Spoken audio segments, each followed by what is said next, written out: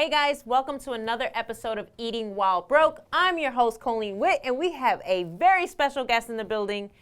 Personality of personalities, Mouse Jones. Oh, you said special. I started looking around. I was excited. Yeah, you are the special guest. Yes, yes. I like that. Thank y'all for having me. Yeah. Tell us a little bit more about you. Well, I am Mouse Jones, a.k.a. the man that puts the juxtaposition, a.k.a. 1/3 of the Guys Next Door podcast. You can find on Apple or wherever you listen to podcasts. One half of the What Hip Hop Question Legend list with Nyla Simone, D Block, A King. I see y'all. Y'all catch us every Monday. But what I love most, the host of Trap Karaoke. We in your city each and every weekend. I do a bunch of other stuff, but you know that's the important stuff. Yeah, you're a mover and a shaker. So guys, Mouse had to go through a lot to be here. Okay. You're originally from New York? Yeah. Okay, so yeah, he came from my hometown city, New York. Flew from Brooklyn this morning. Yes, and I've been trying to get you on our show for I made a mental note. I wanted to get you for the last 6 months, so I shot since my we met, yeah. Right? Since we met met at the podcast festival last year. Yep, and I shot my shot, and I was trying to be respectful to you. I was like, "Oh, come to New York," and then I was just like, "Man, it's not gonna be for a while," and you came to LA, so I'm super happy. And then of course we're discussing your broke dish, and that's when my happiness faded. Can you tell everybody what it is you're gonna have me eating today? Us eating today. Yo, I didn't know it was. I know it's about me, but I want to interview you. I want to know what you have against this. But my broke dish, when I was dead broke, I'm talking about I was down bad, I had no money in my pockets, all my money was gone. You know, fresh out of a divorce, sleeping on my brother's couch. 2 times a day, I was eating a peanut butter and banana sandwich and oatmeal.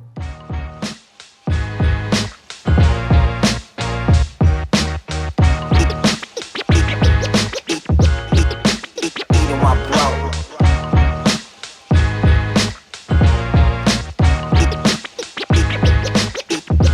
Eating my bro.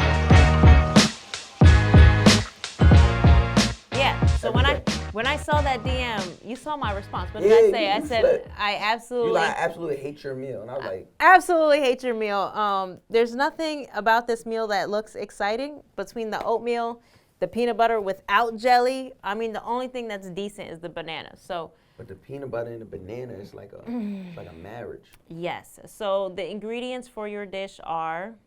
We got oatmeal right here. We got some sugar right here because you need the sugar. Now, here's a crazy thing, right? Now, when I want to switch it up, spice up a little bit, I would put the sugar on the peanut butter and banana sandwich. Man, I'm so glad I wasn't broke with you, man. I'm so glad I wasn't. I mean, I'm sure, I've had everything from syrup sandwiches to some crazy stuff on this show. Yo, you eating syrup sandwiches and you're judging this? Listen, let me tell you something. I definitely would never do a syrup sandwich again. All right, this I is don't way better. Well, I haven't had it yet. All right. Okay? And then so you have the bread. You got the wheat bread, you got the bananas, and they got a little black on them, so, they've been in the air a little bit, so, it got some seasoning to it, got some life to it. You know what I mean? You don't want no virgin banana. Yeah. I'm actually, and then you have your peanut butter. Got your the Jif, the creamy, Y'all knew what time it was, you know what I mean? I was going to ask you, are you a creamy or you're a chunky? Nah, I got to be creamy.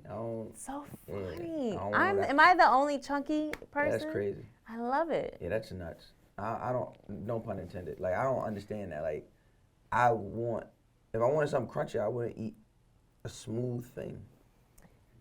I guess ever since Snickers came into my life, I think I switched over to the nutty team. Anyways, start making this oatmeal. I see your water's boiling. I bet. Side note, guys, just so you know, we were discussing, does Mouse does he make his oatmeal from scratch? We actually brought from scratch oatmeal, but I guess Mouse and I both agree instant is the only way to go. It's the only way to go. Instant is the only way to go. And so we're going to be making, for the first time together, ever, oatmeal from scratch. I think, the red I would go with. The red one? I think the red one. This looks like something you spread butter with. Okay, you do what you... No. You're the chef. You're the chef. You're the chef. This is your broke dish.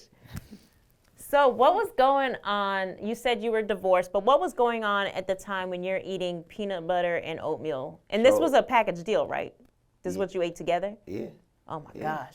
So glad I wasn't broke with you. So all right. So what happened was, I got married at a young age, so I got divorced at a young age. And when it happened, it's unfortunate when two incomplete people get married, right? When two incomplete people get married and try and like make this, I don't know what's going on. Let's turn Maybe it you down. turn it down. Yeah, I was about to say, how we turn it down? This one? Yeah, Let's I think go so. over. Yeah. No, we'll go the other way. Go the other way. Yeah.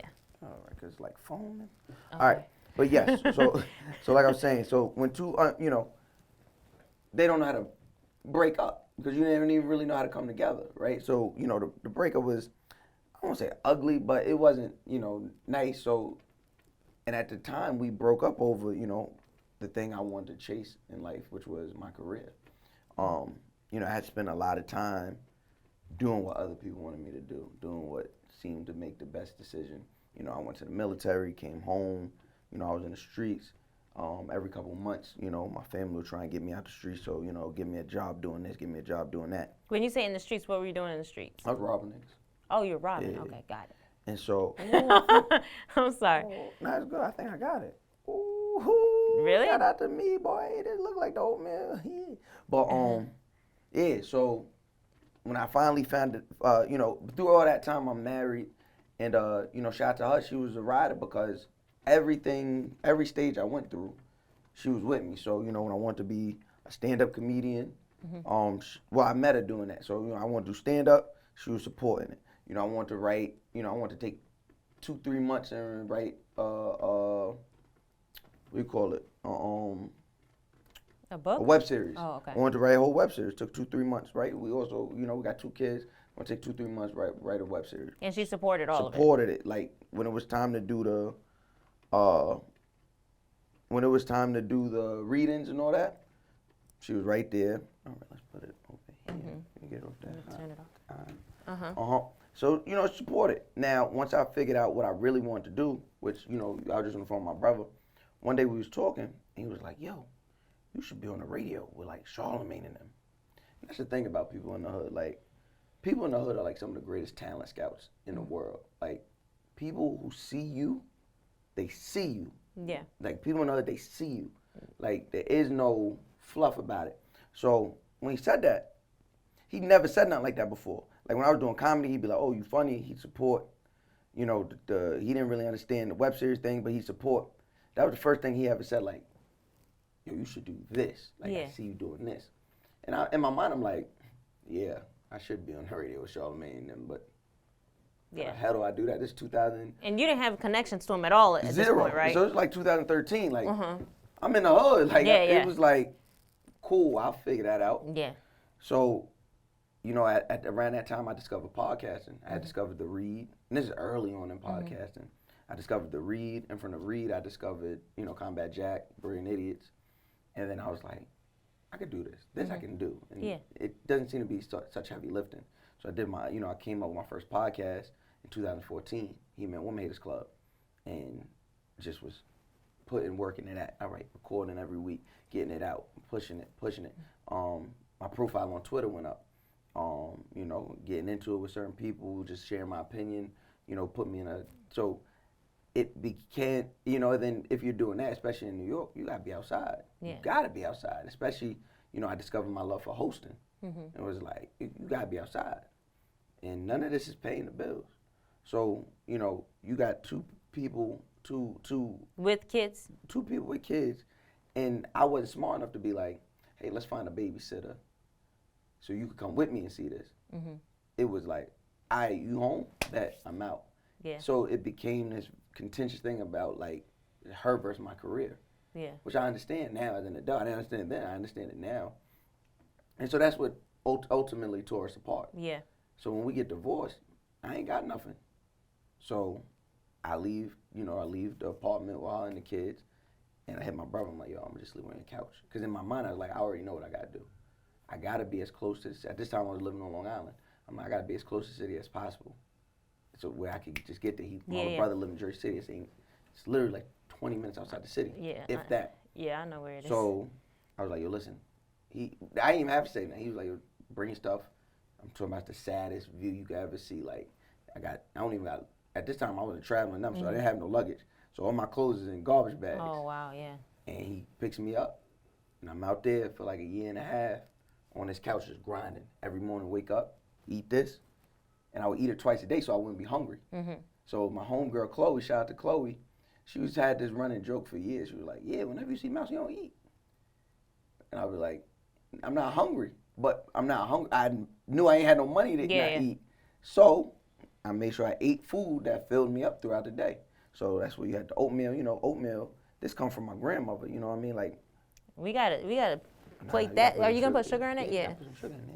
Before it gets all like soft or hard. You need okay? that. You need that. All right, serve it how you ate it so I can have the full mouse experience. Yeah, you gotta get that in there, you know what I mean? And then don't let my brother wife be like cooking. I see some brown sugar in there. Oh, put some brown sugar in there. Come on, boy. So I'm just curious because I'm going through something similar. So did your wife at the time, did she like take on the baby's full control, like full time while you were pursuing your dreams? I mean, she ain't had no choice to. You know what I mean? Like, that's one thing about her that I've always commended, no matter where we stood. I've always commended that she's a rider. You know what I mean? She dig her feet in and get to it. And so we're both like that. I think that's what attracted both of us to one another. Outside of me just being absolutely gorgeous. So when it came to that, you know, yeah, I'm in Jersey. I'm in Jersey figuring it out. She's not. You know what I mean? She got these kids. So, you know, I'm out here. I knew in my head that, like, I'm hustling for something, though. I'm not just out here bullshitting. You know what I mean? I'm out here chasing something. I know what I talked about on Guys Next Door a few weeks ago. Like, I know what the end goal is, right? Like, I've spoke to God. I trust in God. I know what the end goal is. It's that journey in between that's the rough part, right? Yeah. And that's what it was. And I was at the beginning of it, and nobody seen it. No, except my brother. Okay. Like, you know, I'm Well, she kind of knew what was going on too, right? No, so. I don't know. You know, we've never had that conversation, but I'm pretty sure no one at that time was closer to me. So I'm pretty sure, you know, being that close to me, you know exactly, you know what I'm because he's seen. But this talent that is talking and, you know, speaking and communicating with people, and orating and, you know, telling people stories and you know, doing this very face-to-face type of thing, it's new. It's rather new, right? Like, before, there was a barrier, right? This was the barrier, right? Like, we would be home, and we would watch the people on the screen. On the TV, and there would be, like, a 12 million mile separation because you're like, oh, how do you get there? Yeah. Because at that point, but I smelled it. But at that point, when my brother said, hey, you should be on the radio, I'm like, what are you talking about, boy? It wasn't until I released that podcast and I started seeing people from Australia, seeing people from Mexico, seeing people in Africa, seeing people in Dakota, Texas, place I haven't been. Yeah. Reaching out to me like, yo, when you said this was hilarious. And listen, by no means was that first podcast anything that somebody should go back and listen to and feel like they can get to know me from that. We was ignorant. It was the Wild West back then. But it was connecting with people. You know what I'm saying? And that's when I started getting a taste like that 12 million miles just got shorter. Okay. Just got shorter. And then I'm reading a lot. And I'm reading, you know what I mean? I'm reading Charlamagne's book. And I'm reading L.A. Reid's book. And I'm reading Angie Martinez's book. I'm listening to Combat Jack. And it's like all these stories of people that took the unorthodox route. People that believed in their talent and got to where they had to get to. You know what I'm saying? There wasn't no formal training. There was no school. So now that 12 million miles just went from like 8 million, now it's at like 4 million. I'm like, all right, well, and then I just always knew. A lot of people talk about confidence, especially when they describe me. I don't have no confidence. I tell you now, I'm not a confident person at all. I'm an honest person. I like that. I'm an honest person. So if I'm the best, I'm going to say I'm the best. I'm not going to wait for you to say it. I don't need you to. I know I'm the best. But if I'm not the best, I'm going to shut up. Yeah. Fall back. I'm going to get out the way. Yeah. So if you hear me say I'm the best at something, just know I know. I'm 1,000% sure. And anytime I get an opportunity to prove it, I'm going to prove it. And that's what happened. I started getting opportunities to prove it. Okay, so what was your next big milestone? I would say from my brother's couch, the first big milestone. And you were homeless officially. I was you were homeless. This is your I'm meal. sleeping on his couch. And you're still pursuing your dreams. I had to. And you're not making any money at this point, right? Zero. Because I'm sure, in the beginning, usually it's, first couple of years, you're not really making nothing. I'm not making no money. And there's no side gigs, no side hustles. Are you still robbing or no? Yeah, I was. My brother used to liken it. He'd be like, "You a robber with a heart." I went from just robbing niggas to like robbing niggas with a heart. Like, still got kids, still got do what I gotta do. So I would go in, if I see somebody lagging, all right, boom, you coming up off that. But I'm just sit with me. I'm just take what I need. I'm just take what I need. You feel me? So, I wasn't before. I'm going in, I'm taking everything. Yeah. Now I'm going in, I'm just taking what I need. Okay. I know I got this bill coming up. I'm just. So if you saw 1,000 and you only owed 500, I'm taking 500. Okay. Yeah, you're a robber with a conscience. Yeah. I thought you were gonna say I was robbing only rich. Oh no, I mean, see, I wasn't messing with civilians. You know what I mean? Okay. Everybody I robbed was, of a certain lifestyle. Yeah. Okay, so at what point do you decide to give up robbing? Shout out to my brother. Shout out to my brother Vot. My brother Taxstone, Free Taxstone. At the time, Tax was on fire. Tax was revolutionizing this podcast game. He was on fire, and him and Vot, both good brothers. They took me under their wing, and I was wilding at a certain point. I was getting into it with people because I didn't know where Twitter stopped and real life began at a certain point. Because I'm like, I didn't know that there was just. I didn't know that what certain people said on Twitter was just what they said on Twitter. So it was like, yo, you said this, I'm gonna meet me in the streets. So when I see you, I got that same energy. Yeah. I didn't know it wasn't. I thought everybody who was on, then you learn like, hey, not everybody. Listen, you can't do that. But I remember Vox said to me, Vox knew what was going on. They was to the street. Vox said, yo, listen, you can't have one foot in, one foot out with us. Everybody got jackets. Everybody used to do what they do. Now we doing this. If you want to be around us, you got to do this. And it was at that point I said, all right, fuck it. Because I'm risking my life every time I go out here. Yeah. For $500, $600, $1,000. Yeah. $5,000. I'm risking my life. Yeah. And I'm playing with an opportunity. This is God-given. Yeah. What I do is God-given. Was it an easy decision or a hard decision? Hell no. It's no easy decision. I was like. You were like, let me get one more lick. I prayed about it. I was like, God.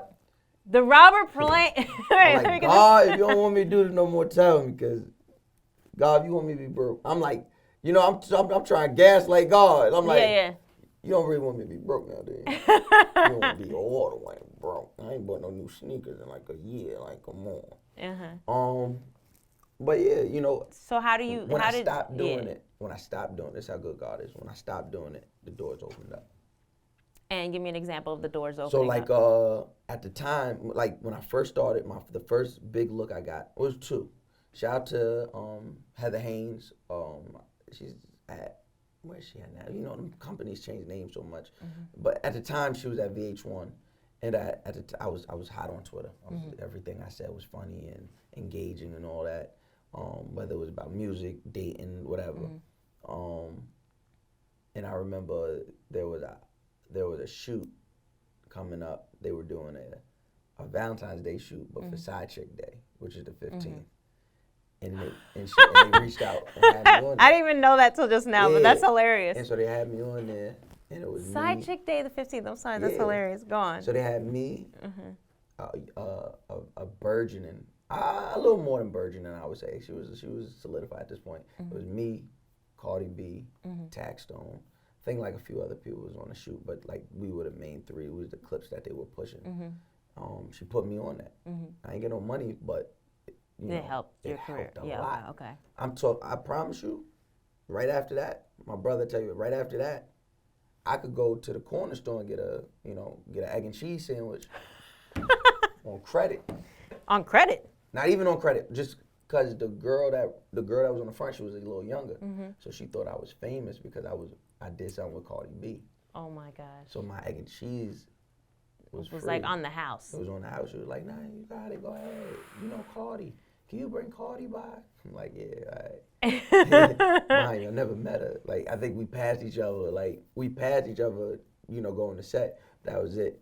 And then I was on, back in the day, there was the show called Socially Decoded on what's it called? What was the site called? Global Grind. So it would be like just a breakdown of that week in Twitter. Celebrities would be on there reading tweets and all that.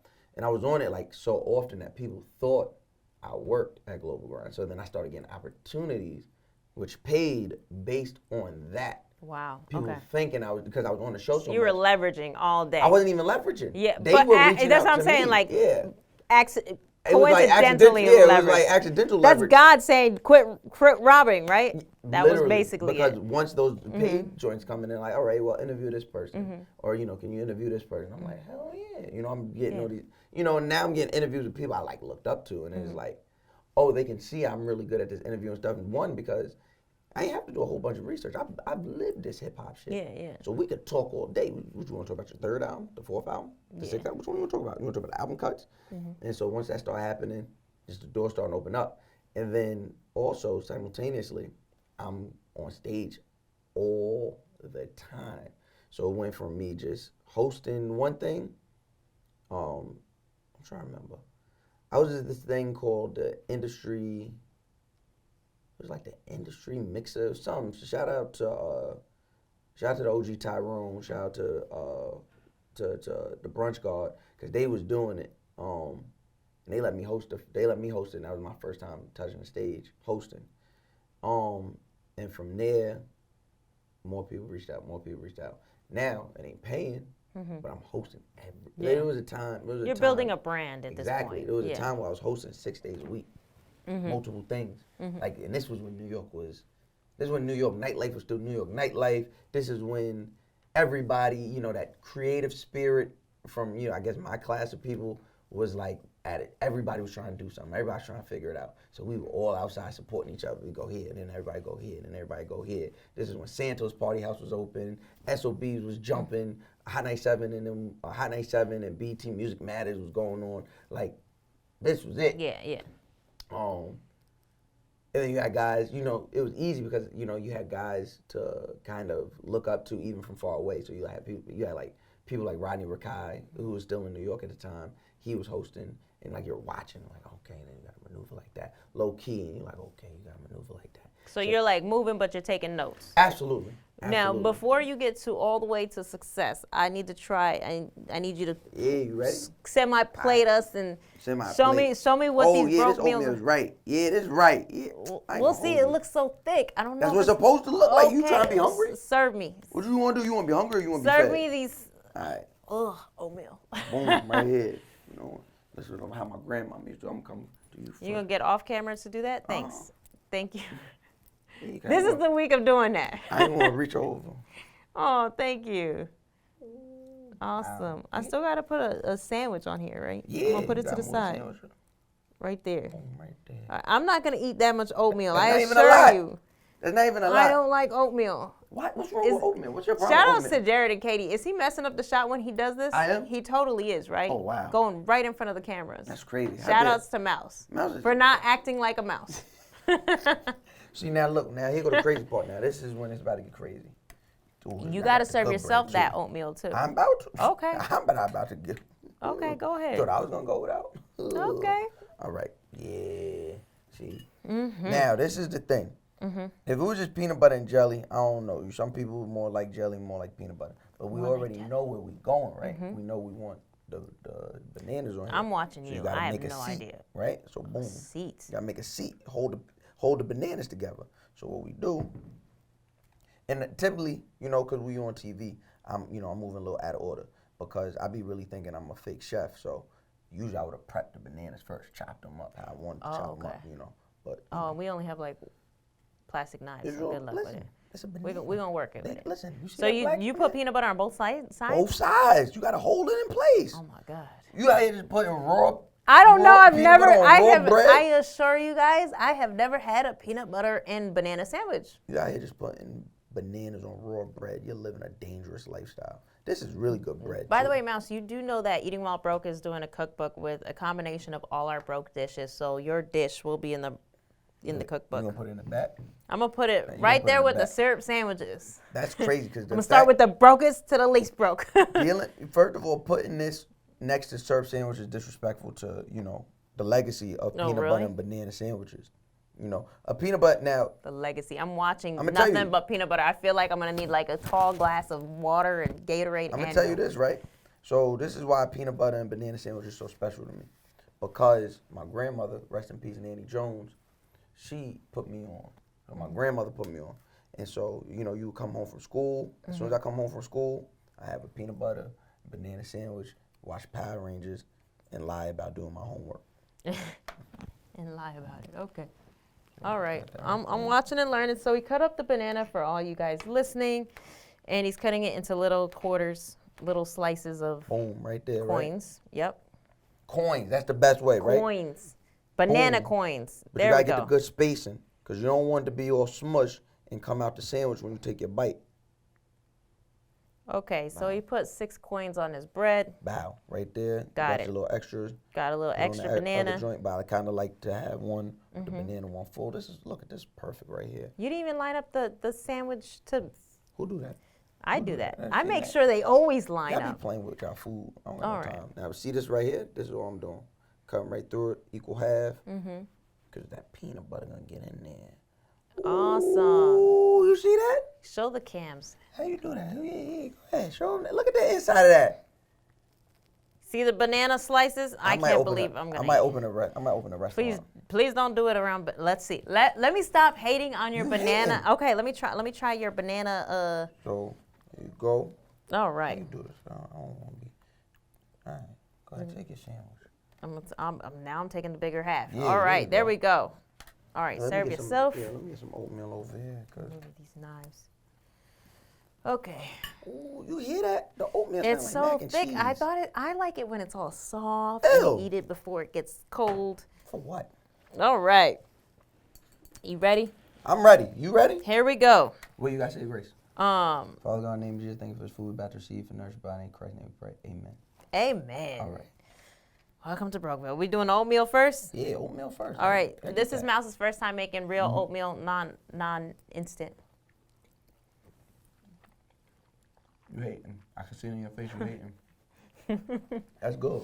Am I It's hating? good right here. It's actually pretty good. It's actually probably a little better than the instant, to be honest, right? No. I just like the I'm instant that's apple. flavored. I'm an apple cinnamon kind of guy. You and I could not be broke together. I'm all about the strawberry flavored ones. I don't even like the apple, the cinnamon one. Mm-mm. What's wrong with you? Why do you like that? All right, now get into this.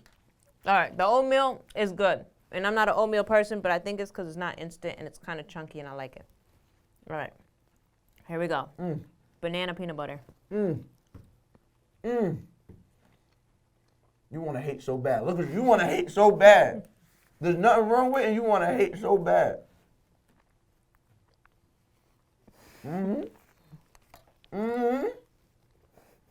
Let that peanut butter get stuck at the roof of your mouth a little bit.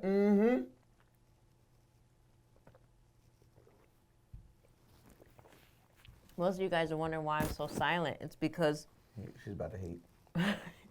there's so much peanut butter and banana smushed together. I didn't even think I could separate my lips without swallowing. Like I couldn't even get a word out because it's so sticky in my mouth.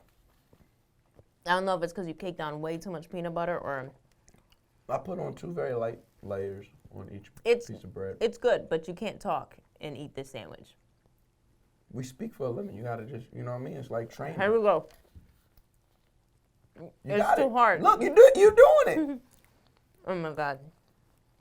Okay, I give this dish like a C+. What? Yeah. A C+. I'm starting to crazy. rate these dishes now, okay? That's crazy. I don't think that's The fair. banana's good, but What got an the only A? What got an A? shout outs to Tim Shantarangsu. He had the Mama Ramen. It was like Thai ramen and it was out of this world. I went home and made it at home. That's how much I like it. ramen when they broke. What else did I? I It, don't believe it was broke. Thai ramen. it's Thai. It was freaking good. couldn't It was afford it. egg, corn. I couldn't afford none of that. What do you do? Hot dogs? No, your dish by far. If I had to compare like syrup sandwich and banana peanut butter, sign me up for banana peanut butter. I'll take that. I'm just saying it's a C+ because honestly, it's a lot of peanut butter. It's super hard to talk with, but it's good. I would never do this again. Unless I'm broke. Listen, I bet you this. When you're done, I bet you won't be hungry till tomorrow. You won't be hungry till this time tomorrow. Nice. Okay. I forgot how I'm joking. I'm going to text you later. Like now hungry? When I'm hungry. What time is it? 6 o'clock. You don't think I'll be hungry? How? I know. So you're saying 6 o'clock tomorrow, I won't be hungry? You won't be hungry until at least 12 o'clock tomorrow. Okay, deal. Guys, I'm not going to eat till noon, and I'm going to see how hungry I am. And if I'm hungry, I'm going to order the meal. Whatever you're hungry. Okay, deal. You know what? Ironically, as much as I say I hate it, the bananas. She tearing this up. She was talking crazy. When I told the banana is a plot twist. I'm not gonna lie. Exactly. When my grandmother did the first time, I said, "What do you do?" I was a kid. I didn't know no better. Ate that. I said, "Oh my God, this is different." And another reason, I can still order these ingredients. It's so easy. You lived on this for how long? Year and a half, 15 months. Yeah. Cause what I moved into Al's crib. Moved into Al's crib. January? No. How are you not drinking water after this dish? I did. I said water. Like, dude, I'm almost done with my water. I have peanut butter all up in everything. Now you gotta let it sit. You need it later on. I'm gonna tell you what I think killed this sandwich. What killed the sandwich? You put way too much peanut butter on it. There's no such thing. Okay. And so let me swallow way more water because this is just way too much for me to talk with.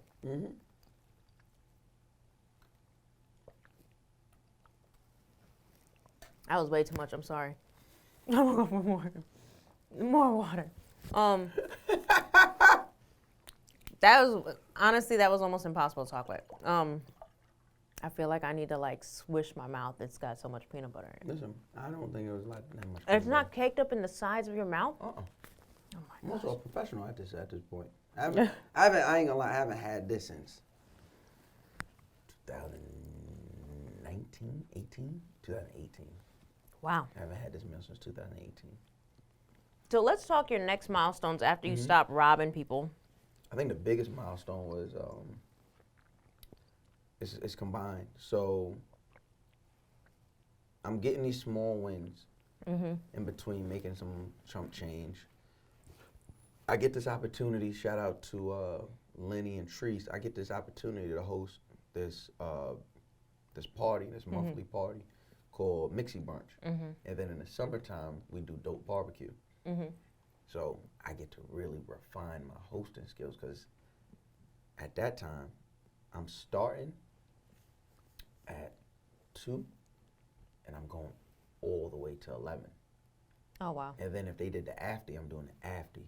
So now I'm going from 2 to 2. And you're getting paid doing these? I'm getting paid. Not a lot, but I'm getting paid. Hey, paid doing what you love is enough. I'm getting paid and people are seeing me.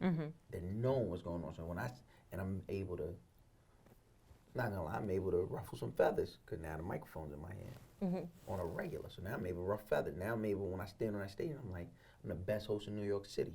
Do you think that you doing stand-up prior helped in your hosting? Definitely, because I know how to find those pockets where to, utilize the music and where to utilize the funny. Okay, and then I just have another question when it comes to that stand-up. When you're doing the stand-up, now that you're doing hosting, does it make you have a hunger for doing stand-up? Yeah. I mean, because hosting and stand-up kind of they're like cousins, yeah, they're right? cousins. They're first cousins. Yeah. Definitely first cousins. Yeah, I think the only thing I don't envy about comedians is they have to actually perform. I don't have to perform. I'm walking out with me. Well, I don't have to write nothing. Okay, yeah. I was gonna say. I was gonna anything. I don't have to yeah. worry about what room I'm in.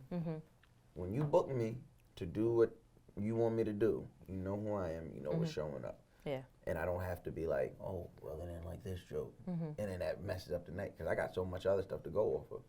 Yeah, I was gonna say the difference would be the writing. Like they're constantly, they have to come up with new materials and then practice 1,000 times before they get the right timing on it. Yeah. So Out of all the things that you do, from the podcasting to the on stage, if you had to choose between the two, what? If I had to choose between the two, that's tough. It's like having twins and like having to split. Because they're like both such, huge facets. They're equal facets of who I am and what I do. Well, I guess because they both represent your personality. They're like just two different mics, right? Yeah, but I think if I had, gun to my head, I had to choose on stage. You would choose on stage over podcasting? Because I could do that on stage. Oh, you could like. I could do it. I could run a whole live. The only thing with podcasting though, it's like usually nationally syndicated and all that. Yeah, so that's good. That's good. On stage, it's like we would only see mouse. It's something about those people's energy, and so we laugh, we joke, we do all the the posturing. I'm the best and this and that, and when I say we, I'm talking about our peers and everyone. But man, what we do is truly a service, and that's the way I look at it. What I do is truly a service to our people. You know what I mean? Going into these very black spaces, sometimes we go into cities who haven't seen or haven't had an opportunity to see a black show affordable to them in a very long time, and I get to come out there and make these next 4 hours pure bliss, make it worth it. You know what I mean? I think about it, when I think about a live event, I think about everything that went into it, right? So you think about, you buy a ticket to come see me, whether it's the guy next door, whether it's trap karaoke, whatever I'm doing, that ticket might be $50. Then you gotta go get an outfit. Easily, you at like $200, $250 now. Now you gotta, get a babysitter if you got kids. Another $100 down. You might be taking somebody out, somebody taking you out. That's another $100, $150. This $50 ticket might end up running you close to $600, $700. Yeah. I gotta make it worth it. Yeah. And I love being able to do that. I like your thought process in it too. Yeah. Instead of thinking about just the $50, you're thinking about their whole, what they're going to put into it. You gotta think about, I tell people at trap karaoke all the time, like, it took you 7 days to get here. You had to survive 7 days just to get to this night. I'm make it worth it. So that means whoever got on your nerves, work, at any time, you could have quit on this moment. Anytime. You could have allowed anything to be like, I'm not going. But you came out, I gotta make it worth it. I like that. And you don't get that with podcasting, You don't, and I love podcasting for a whole slew of other reasons, but you don't get that. You don't get that immediate gratification. I get to see it right here.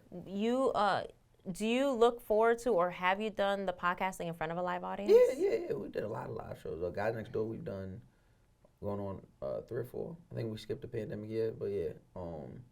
But then with my other podcast, we did one every year for 3 years. And do you coordinate it, or do you, or someone else on your team does it? I do. So I have never taped in front of a live audience, and I would love to. Yeah, what are you waiting for? Do that. I would love to. Dolly's the reason. Big gang.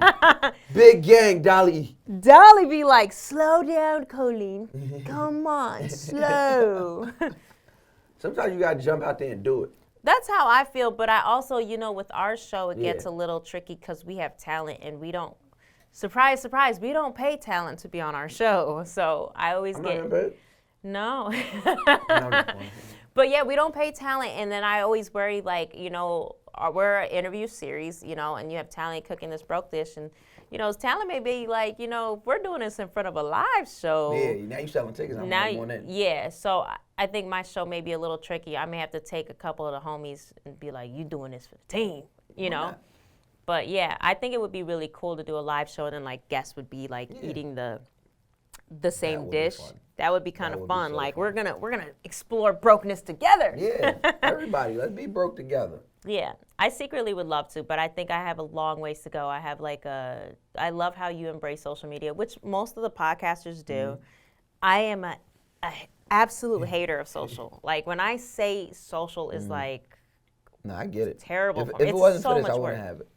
If it was, maybe Twitter. I like talking Twitter, on Twitter. yeah, you Twitter, love I like talking on Twitter. Okay, yeah. I like making jokes or whatever. But if I didn't have, if this wasn't my line of work, I wouldn't have no Instagram at all. Yeah, I feel the same. But now I'm like forced into this.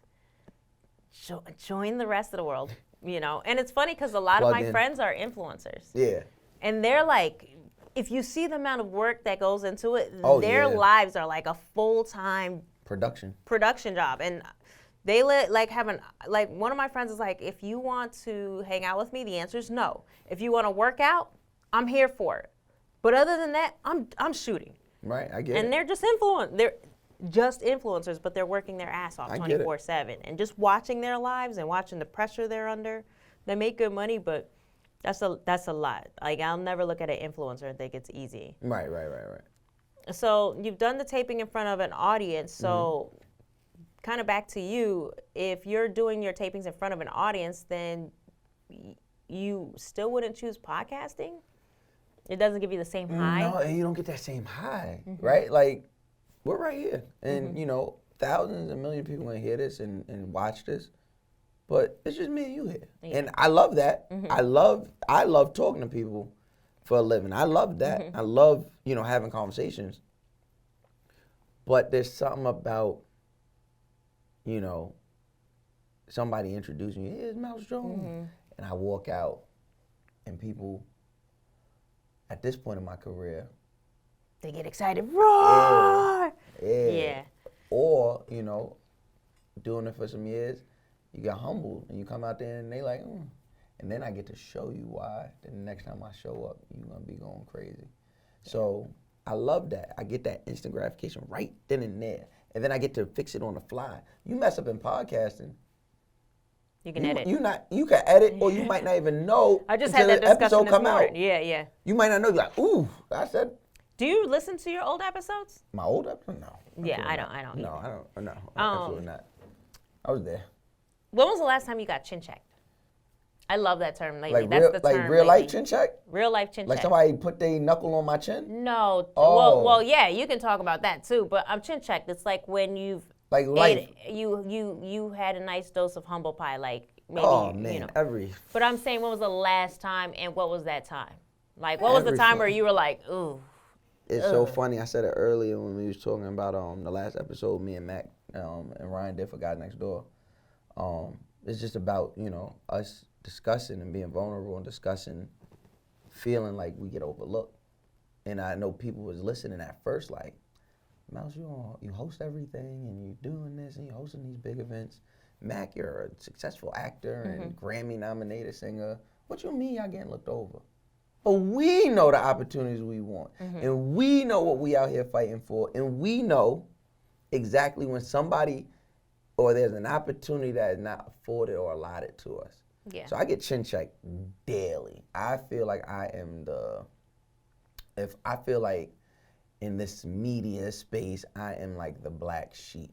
Like, I feel like I'm more or less the people's champ. Like, the people fuck with me. Them Productions, for the production companies. These companies is not fucking with me. So, you know, I watch personalities with gimmicks, you know what I mean, get opportunities where it's like, I don't got no gimmick. My gimmick is I speak well to people and I get people to tell their story that, you know, and talk about things they would never talk about.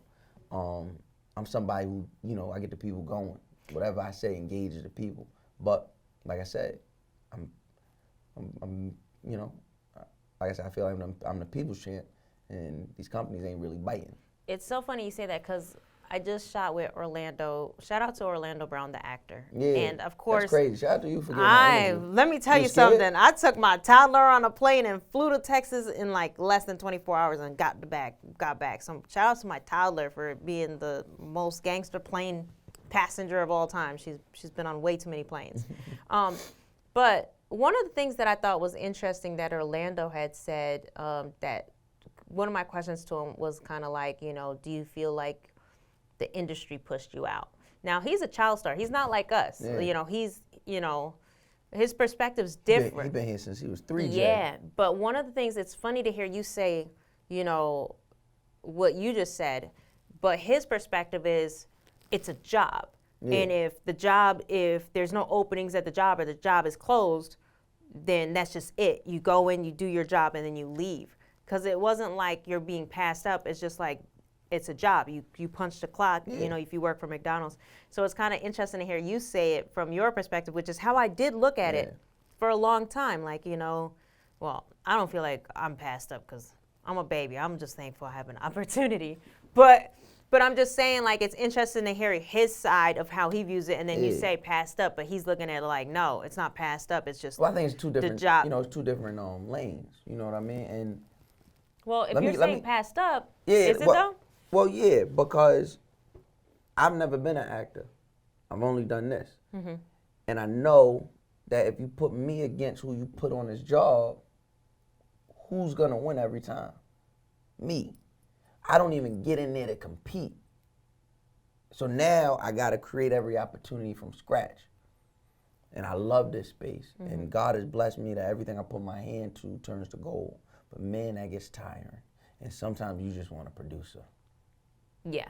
Sometimes you want a producer and a DP and have them deal with that. And I'm just talent. And instead of having to come, all right, well, I like this idea and I'm going to do this show. And if I do this show to get this look, and then I do something that get tiring, especially when I'm looking up and I'm seeing people that everybody knows I'm better than. Yeah. How am I not getting that opportunity? Yeah. Oh, this person just got, you know what I mean? Oh, this person got that. Every time you got to, me personally, every time I celebrate one of my peers' wins, it's just sort of like a chin check. Because it's like, I celebrate all my peers' wins. The peers ahead of me, peers behind me, peers lateral. I celebrate everybody win. If you my people, I love you. You win, reposting, yeah, that's what we need. But then there's a chin check with that. And I don't know if a lot of people are going to be honest and then tell the truth about that. Cause they I was going to say, that's a a lot of honesty, though. That's a lot of vulnerability, to be honest. Being honest, right? Yeah. Like, you my people. Yeah. If this I know what you picked mean, up though, yeah. by CBS, I'm posting, oh, Khalid on CBS is crazy. That's fire. Yeah. Go crazy. I ain't on CBS. I ain't on ABC. I feel I'm like going back home to, I got to pack this bag and hop on this plane and go jump around on stage for the next 4 hours. You know what I mean? Like, yeah, but I feel like the entertainment industry is kind of like a combination between luck, talent, right place, right time, and relationships. Like it's all the it's a lot of that. A lot goes into that last one. Well, the relationships. Oh, Let me tell you something. I'll be honest. I would shout outs to Dolly. Big Dolly. Dolly probably gets like 4 shout outs a year from me, but no, I would not even have Eating While Broke if it wasn't for my relationship with Dolly. I mean, it was coincidental how everything fell into place. But like you, I'm the type that's like, I have this idea, I got to piece it together and pull it together. And I don't always have the full plan. I just know if I take a baby step every week in the right direction, things fall into place. Exactly. I think God's just like, you know what? Let's throw her a bone. It's time. She struggled enough, but what's your long play? I know my long play is like, I would love to do, like, I didn't even know I liked interviewing or doing this type of work. It was kind of coincidental. I just loved my concept of Eating While Broke. So my long-term play would be like, I would love to be like a Trevor Noah level. I'm a huge fan of his, but I would love to do that. Am I anywhere close to that? No. Says who? That's the thing you got to accept. Says who? It's all. You remember how you were just talking about relationships and. But look. Yeah. The day before Trevor Noah became Trevor Noah, the Trevor Noah we're looking at, did he know that was gonna happen? No, but he was working at it for a while. As long a lot longer than me. It don't matter as long as you're working. What I've learned is it don't matter how long you're working at, as long as you're good. It don't matter. It don't. A lot of people look at me and be like, "Yo, Mouse, you came up quick." That year and a half to some people is quick.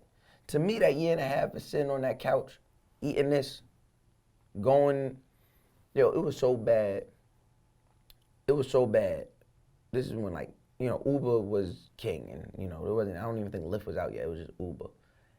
And I remember I had to time the light rail, which is the train that takes you from, the PATH train, which is the train that takes you from New York to Jersey. Then you'd have to get on light rail. I didn't have no money for Uber. So that's how I got really indoctrinated into podcasting and learning things and just learning certain things about podcasting specifically because I knew I had an hour and 1 minute walk from from Journal Square to my brother's house because I would always get back to Jersey too late to get the light rail. So I would have to walk because I didn't have no money for no Uber. You would walk it. I would walk. And then what were you doing on those walks? Listening to podcasts. Listening to podcasts. Wow. Listening to podcasts, listening to audio books, listening to music. So did you put together The Guys Next Door? Or was The Guys Next Door is actually super interesting. So The Guys Next Door came because whenever me, Mac, and Ryan would be outside, we'd have these conversations that would like bring everybody in. Like me and Mac and Ryan or whoever we'd be having our conversation, and then like one person come over, and then like 2 people come over, 4 people come. Next thing you know, everybody, no, what? I can't believe it. What? You think like that? Oh, I didn't think of that like that. So I remember, it was Ryan. I credit it to Ryan. Mac might get mad, but I credit it to Ryan. Ryan was like, yo, we should do a podcast. And I remember sitting there at the table, I just kind of brushed it off, because like, I'm already doing a podcast, bro. And at the time, we had just, I should have mentioned this as a milestone. If we go back to when I discovered podcasting, those first 3 podcasts were all on Loudspeaker Network. Rest in peace, Combat Jack. Shout out to Chris Monroe.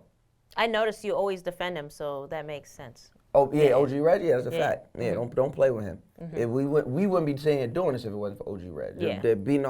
I'm saying anybody get mad if they want, I don't care. There'd be no Black Effect. There'd be no any of these other black networks, podcast networks. There'd be none if it wasn't for OG Reg and Loudspeaker Network. So I say that because listening to all these back catalogs of the Reed and Brilliant Idiots and listening to Tax and all of that. I say, yo, I'm getting my podcast on Loudspeaker. He met with Hayes Club, got on Loudspeaker Network. So I was comfortable. I was like, nah, I'm not. I'm doing that, and then I ended up getting my first ever industry job writing for TRL. So I was writing for TRL. I was comfortable. I'm like, I'm making money. And but Loudspeaker wasn't signing like an exclusive, because I know with us, well, at least for my deal, I can't be a host of another show. Of like another cooking show. I thought it was just another show, period. Look at your I'll contract. look at my contract. Yeah, you can't be a host of another cooking show, I don't think. Okay. But no, I was just comfortable, I'm saying. I was just fine. When they said, let's do another podcast, I was like, people do that? You can do multiple podcasts? That's what I'd be scared. But then you've seen the birth of podcasting, right? Yeah. You've seen Crystal and Fran, who both have different podcasts, come together and do Insecurity for HBO. And you've seen, Schultz, shout out to Schultz. You see Schultz, he has No Flagrant, and he has Brilliant Idiots.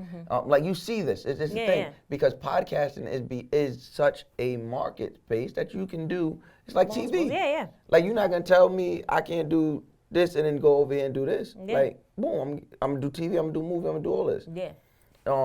So Ryan and Matt came. Ryan said at the table, I ain't say nothing about it.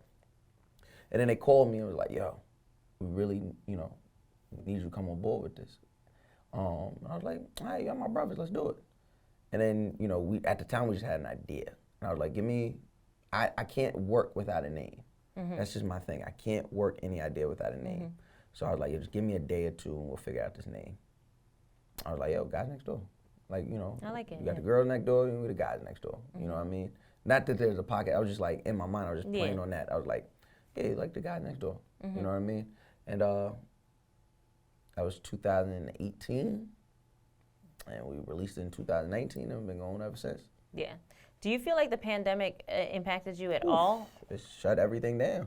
But as a podcaster, you were already in it. Oh, as a podcaster, wouldn't you say it impacted you in a good way? Yeah, because I was able to get better at speaking to nobody, but speaking to everybody at the same time. Yeah. You know what I mean? Yeah. So, and you had to figure it out. Were you gonna just sit there? You know what I mean? Over the pandemic, I was doing, I had came up with a news show. I was doing Quarantine Nightly every night just to keep me busy. And it was, it put some money in my pocket. And got people used to hearing me in a different space than just talking about lifestyle and the culture. You know what I mean? Like hearing me talk about these news topics. Because at the end of the day, you asked me what my end goal is. The end goal is Good Morning America. Oh. That's the end goal. Okay. Yeah, that's the end goal. So that's the end goal. That's the end goal. Okay. That's what I come outside every morning for, to take one step further to Good Morning America. That's the end goal right there. I like that goal for you. Yeah, so I just, and it's not to replace anybody. Yeah. You know what I mean? I want to be on there with Michael Strahan and show people that there's the Michael Strahan and then there's Mouse Jones and we coexist and, you don't have to, I don't got to be him and he ain't got to be me. Yeah. You know what I mean? Because it gets so weird how monolithic TV can make black people. You either got to be Yeah. Suited or like. Or you got to be yo. Yeah. There's no in between. Yeah. Right? And then you try and make everyone be that thing. So you got, black guys talk about, isn't that lit? And you're like, what? That's not you, my boy. Like, be you. Yeah. So be you so I could be me. Yeah. Oh yeah, Good Morning America, that's the goal. I like that goal though. And I like how you I'm gonna eat one of it. these sandwiches on Good Morning America every morning. Just to keep me, grounded. No, you won't. No, you won't. No, you won't. You said you haven't had that sandwich. I really haven't had it 19? since 2000. This is the first time I had a peanut butter and banana sandwich since 2018. The question is, when you leave this studio, are you gonna take one to go? Yes. Okay. That long ass flight I was on. We'll see. Yes. That long ass flight. Longest flight I was on, no food, no. They didn't have food on there? Nothing I could eat. I'm pescatarian, so I couldn't eat none of the stuff they had.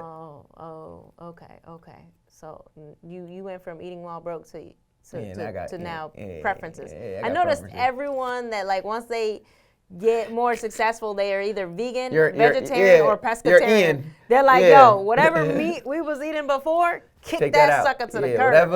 whatever got me to this point, get rid of it. Yeah. Yeah. I don't see me switching up. Not at all. The only thing that I will say, I guess I'm slowly changing, is I got rid of red meat. Oh yeah, red meat. I don't do red meat at all. Red meat was gone 2010. Yeah. I haven't eaten pork since 2007. See, I'm not doing that. You gonna stick with the I'm pork? gonna stick with the pork. I'm That's sorry. crazy. I'm all about the white meat. Okay. Well, that's that sounded terrible. I like dark meat, but I'm just saying like no red meat. That came out totally terrible. Stop. Stop, Mouse. Come on. Wow. Yeah.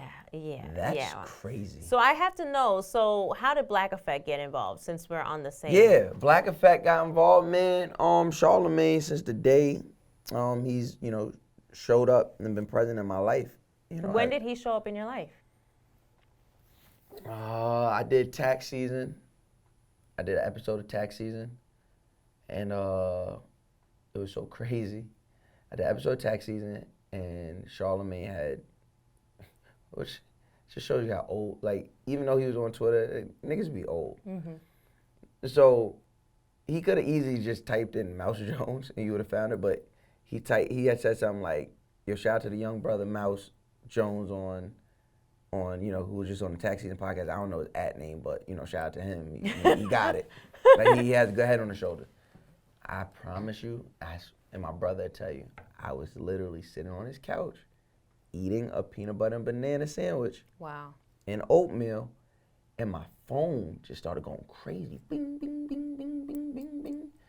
I be ignoring my shit because, I'm not somebody that's ran by my phone. I run my phone. So I looked, and I was like, in my mind, I'm like, oh, it's probably just whatever I tweeted earlier, because that's what happened. Yeah. I tweet some shit, and then, people react. So I'm like, whatever. Goes again. Bing. I'm watching it. Bing, bing, bing, bing, bing. I said, what? I'm like, damn, I ain't even saying nothing crazy today. And you're eating this peanut butter I'm sandwich. eating. All right, go on. So I'm like, let me open it, eat it.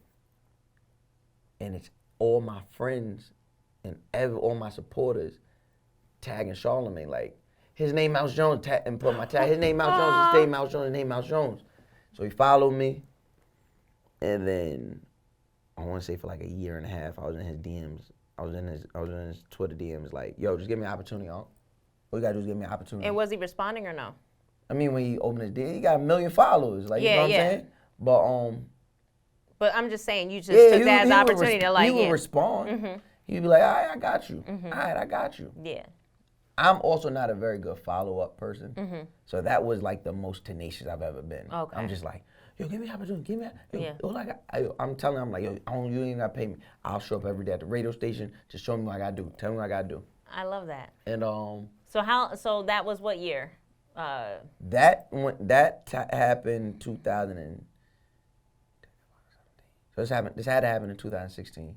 You don't think it's interesting that your brother had said, I could see you doing something like a Oh, Charlamagne, yeah. and then you were at his house eating this Yeah. peanut butter sandwich Yeah. with Charlamagne. What was his thought when that happened? He's so he's one of the most humble people I ever met. So like you'll never know. And he's also super cool. So you'll never know. Like he doesn't get excited except for like us, like the people he loved.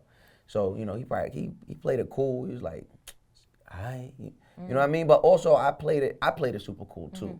Like in my head, in my mind, I was like, you know, if you would have asked me 3 days after that, you would have asked me one of my moms, I was like, Charlamagne following me on Twitter, saying saying I get it. You know what I mean? But just looking at it back then, it was like, that was a small piece of the puzzle. Because me and Charlamagne don't even work together until you fast forward, that was 2016. In my mind, it seems like forever because I had to live through it. But when you look at the timeline, it wasn't that long. But that happens 2016. I'm doing BET. This is after I write for TRL. I go. At the time, I got a show on BET. I got a show on Complex. I got 2 shows on BET, and I got a show on Complex.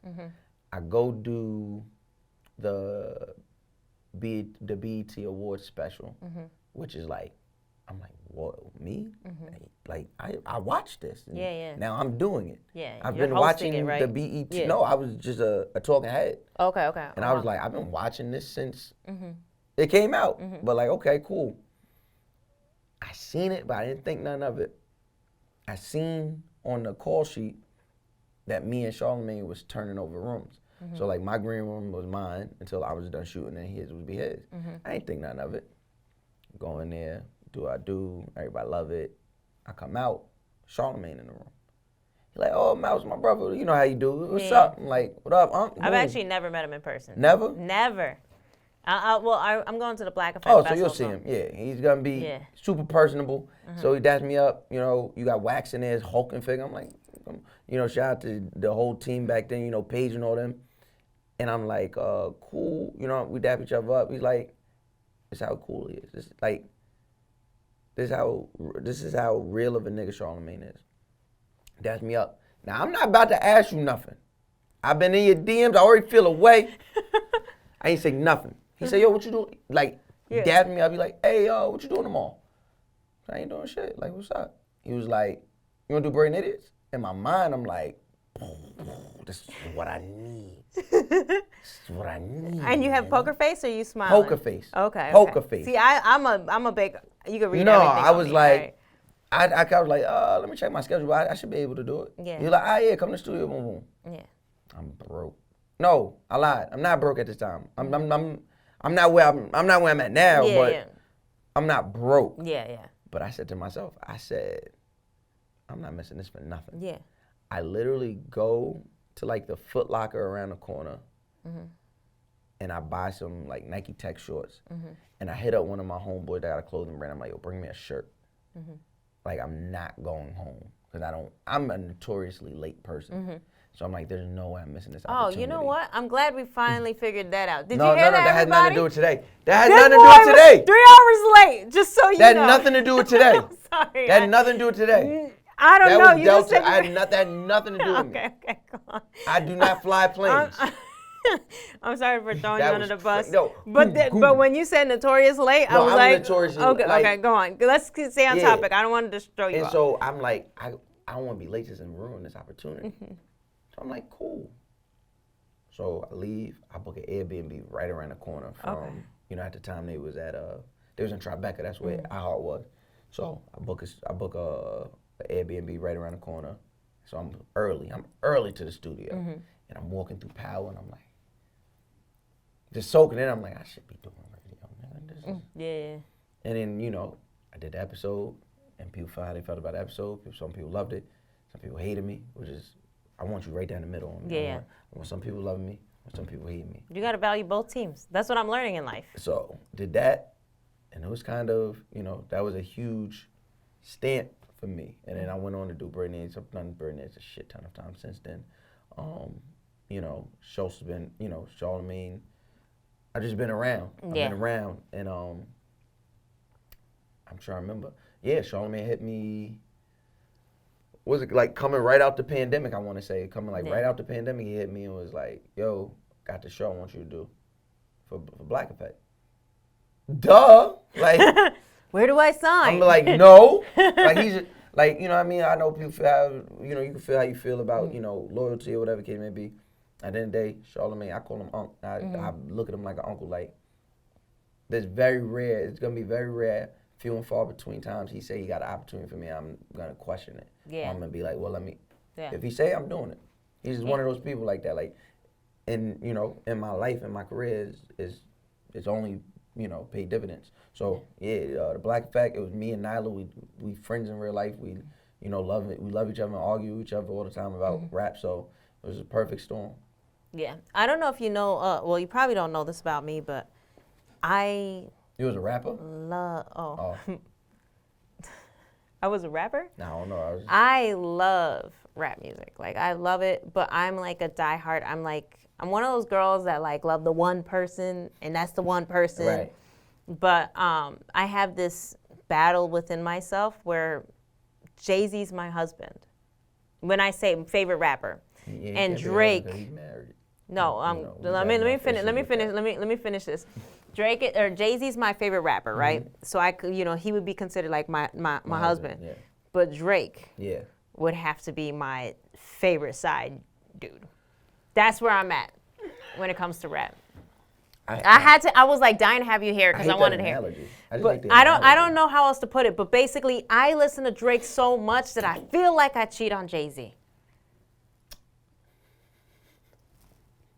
That's how it feels. Like sometimes if I listen to Drake too much, I feel like I have to play Jay-Z just to even it out. I'm the same way. Like it don't matter what I listen to. Like, and throughout the day, I'm listening to a bunch of stuff. I'm listening to R&B. I'm listening to Motown. I'm listening to smooth jazz. I'm listening to old jazz. I'm listening to, you know, I'm listening to a lot of stuff. But if I feel like I've been listening to something too long, let me listen to some Hov. Let me get some Hov.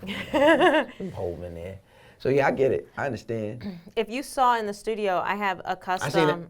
I see. You know, I talk about it all the time. Yeah, that's a good painting. I don't know if I said it on the Cypher Sounds. It's a custom like 5-foot painting of Jay-Z. It's a rare photo. Yeah. The guy that shot the photo owned Respect magazine. Yeah. And he gave me the I saw the picture in it, and I called my mom, who's a portrait artist, and was like, "Mom, I'll pay you." And I think I was like 27 or something, like 24. And my mom gave me like a cheap rate for her daughter, but it was like what I could afford. Looking back, it was a great deal. Right. And I paid for this painting, and I had it in New York for like 5 years. And when I bought my house, my mom shipped it. And I finally, it's been on my living room wall forever. My husband was like, we got to get rid of Jay-Z. And I'm like, Jay-Z's not going anywhere. And this was a battle. He's like, we should have family pictures. I'm like, Jay-Z can't go anywhere. So I moved Jay-Z into our studio, and he looks great. That's a good, like, as soon as I walk down, I say, yeah, I'm good. Yeah. I'm good here. He's my favorite rapper, but Drake by far to me is just great. But anytime I had problems, I leaned into hip hop, and that was like the thing. And to this day, like when I'm heavy in my head, the only thing that pulls me out is hip hop. And but I'm not into anybody new, and I feel like I just won't give them a chance because I'm just not impressed with any of the new rappers. I mean, but that's cool. You ain't got to. Yeah. You're not in a space where you have to. Yeah. But I'm strictly those two. But I guess the analogy you didn't like, but you get what I'm saying. If I lean to Drake too much, you gotta come home. I have to make sure. Yeah. I was one of those. You remember when they had your car had like 6 CD players in it, or 6 little. You're not that old? Okay. Well, you know, when cars were playing CDs and you could put more than one CD in the car, I was one of those people that you could put on every one. If you press 1, 2, 3, 4, whatever, all of them were Jay-Z, and everybody that got in my car would be like, oh, my God, is every CD Jay-Z? That's how much of a diehard Jay-Z fan. Yeah, I'm not even going to lie. Like a month ago, I shot my shot for Jay-Z for Eating While Broke. Why wouldn't you? That's what I said. I said, look, man, he's a billionaire. How great would it be Jay-Z, a billionaire, self-made on Eating While Broke, eating his broke dish? That's like and iconic, it's gonna happen. Right? And it's going to happen. They turned me down. They said, not right now. But I said, hey, They you didn't know. say no. It'll be a next time. Yeah, not right now. That means right now's coming. Yeah, I'm gonna keep shooting my shot, and you know, the day he does it, my favorite painting will be. Yeah. You know. Yeah, right there. Yeah, and it's a rare photo. Have you seen that? Yeah. It's with the little Kool-Aid. That's so tough. When I seen it out there, I was like, oh no, that's tough. Cause I was thinking about, like, I know I wanted that picture like blown up and put in my house, so I was like. Oh, you seen the picture before? Yeah, it's a very rare picture. Yeah. Yeah, I got I recreated that picture on my Instagram, and all my friends were so annoyed. Really? Oh my goodness! I love that. I want to do that. That's awesome. I recreated that picture on my Instagram. All my friends were so annoyed. They were like, what's wrong with you? I want to recreate. I'm gonna do that. I'm sorry. Do it. Listen, I did it first. This is fine. Yeah. Well, he did first. I did second. I'll shout out to both of y'all. That's all I care about. Okay. What advice would you give to anyone trying to be in your shoes? They too small. They already mine. You gotta do your shoes. You gotta walk in your shoes. That's really the best advice I give people. You know what I mean? Like, and perspective. It's all about perspective. I'm only lit because you're not where you want to be yet. You know what I'm saying? Like, I'm very honest with myself about where I'm at in my state. I'm in a great position. God has blessed me. But I'm nowhere anyone else can't be if they lean into themselves the way I lean into myself. That's the only thing that separates me from everyone else. That's what separates me from the people who haven't done it yet. I just leaned into me. Yeah. I didn't go try and be anybody else. I didn't go try and, now I was influenced by who I was influenced by. I can't change that. Yeah. But I didn't go try and beat them. I'm me. Yeah. And I lean into me. Yeah. That's all I could do. So you got to lean into you. That's the only advice, find your voice. In your craft, what is the hardest thing that you had to lean into? Like, you know how I don't like social media. What is that one thing in your lineup where you're like, oh, I hate leaning into? I don't think there's anything. Really? Not even sales? Because I feel like you're an entrepreneur. At the end of the day, you're an entrepreneur.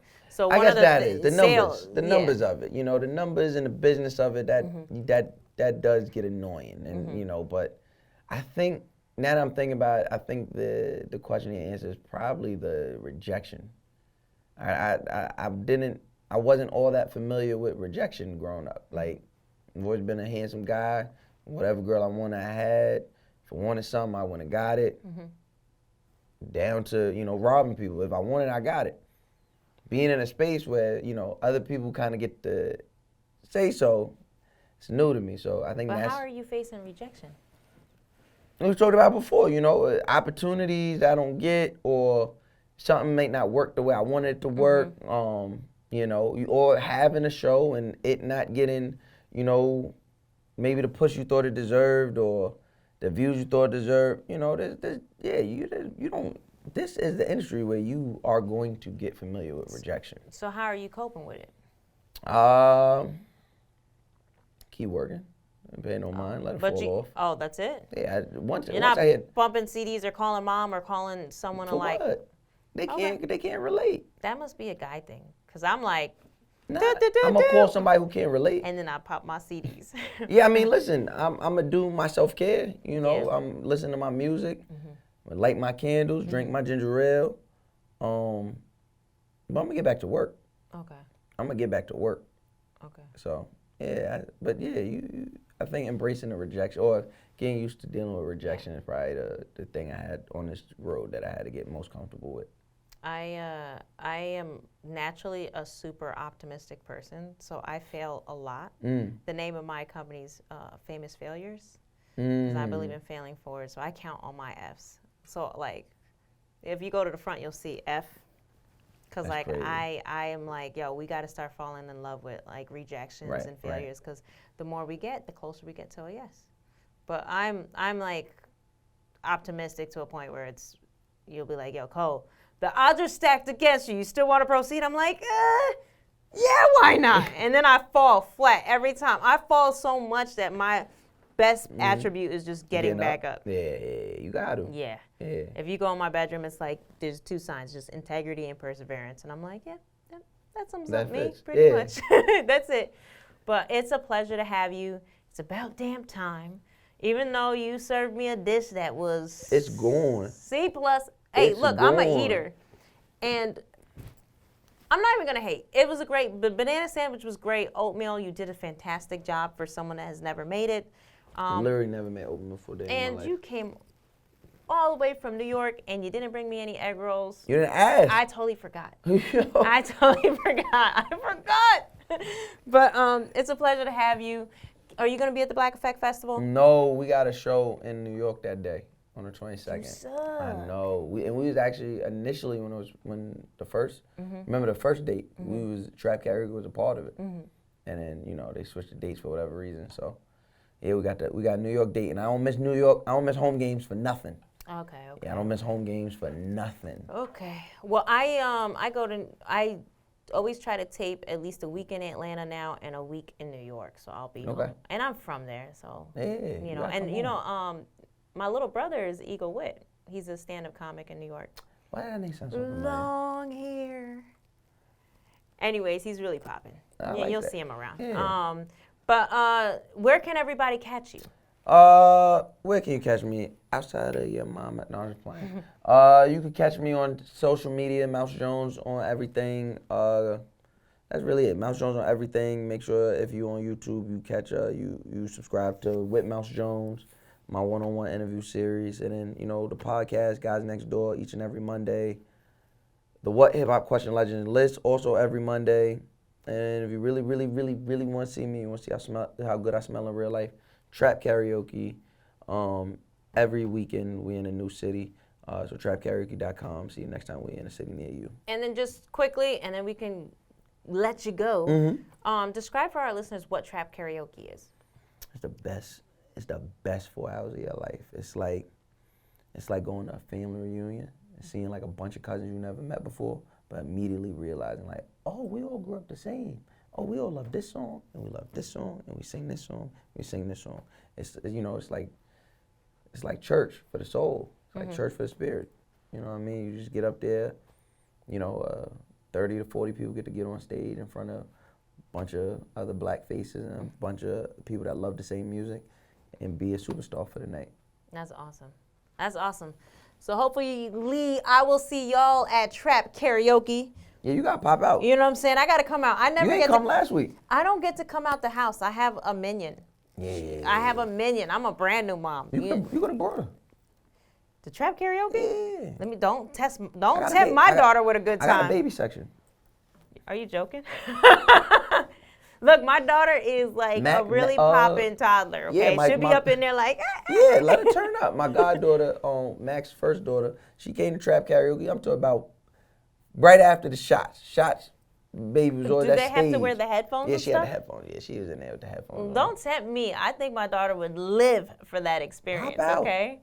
But when are you going to have one again in L.A., though? We were just in LA last week, so we probably be. You were in L.A. last week? That's why I just said you didn't come last week. So mad. Okay, Yeah, okay. we did LA and Nashville. You need to, like, every time LA you and come to Houston. LA, just slide in the DM and be like, yo, I'm going to be in LA. Well, I have your What's up? number now, because before I Yeah. did, I DM'd you, and you answered 2 days later and said, I don't check my DMs. I don't check them that often. All right, well, shout out. Thank you guys for all listening and checking in on Eating While Broke. If you want to check out Mouse Jones' dish, you can also get it in the Eating While Broke cookbook, slated to come out later this year. Peace out. Peace.